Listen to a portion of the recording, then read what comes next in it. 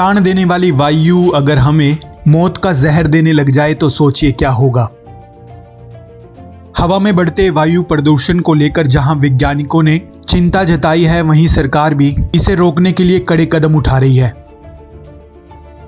ऐसे में हाल ही में एक रिपोर्ट ने चौंकाने वाले खुलासे किए हैं। दरअसल आपको बता दें कि Indian council of medical research की एक रिपोर्ट में सामने आया है कि देश में हर साल करीब 16 लाख लोग जहरीली हवा से अपनी जान गंवा देते हैं।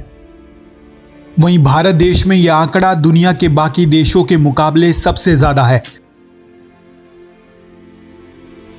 एक रिपोर्ट के मुताबिक देश में हुई कुल मौतों में 17.8% के पीछे वायु प्रदूषण का हाथ था, यानी हर 10 में से 2 इंसानों ने प्रदूषण की वजह से अपनी जिंदगी गंवा दी।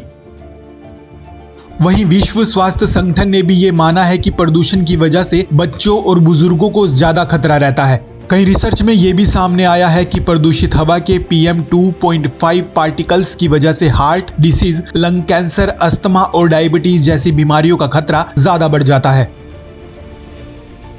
वैज्ञानिकों द्वारा की गई एक रिसर्च में यह भी सामने आया है कि प्रदूषित हवा में मौजूद स्मॉग और ओजोन बच्चों में अस्थमा अटैक का खतरा लगातार बढ़ा रहे हैं, जो बेहद चिंताजनक है।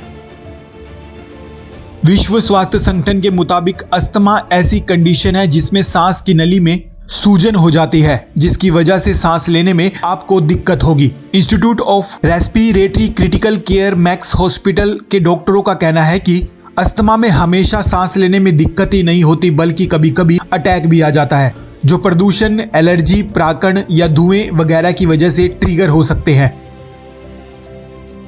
रिसर्च में सामने आया है कि अस्थमा की वजह से होने वाली मौतों में 42% भारत में होती हैं। हमारे देश में अस्थमा के करीब 3.4 करोड़ मरीज हैं। दुनिया के 12% अस्थमा मरीज भारत में ही हैं और बढ़ते प्रदूषण और खराब लाइफस्टाइल की वजह से ये आंकड़ा लगातार बढ़ता जा रहा है।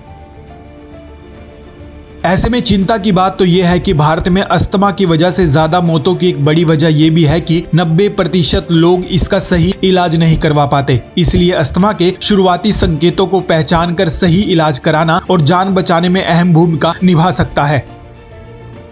डॉक्टरों का कहना है कि यदि आपके सीने में जकड़न हो, बैठने में सांस फूलती हो, खासकर रात में खांसी आती हो या गहरी सांस लेने में आपको दिक्कत हो, तो ये अस्थमा के संकेत हो सकते हैं। इन्हें बिल्कुल भी नजरअंदाज ना करें। इसके साथ ही वैज्ञानिकों ने चिंता जताई है कि भारत में बढ़ते वायु प्रदूषण को रोकना होगा।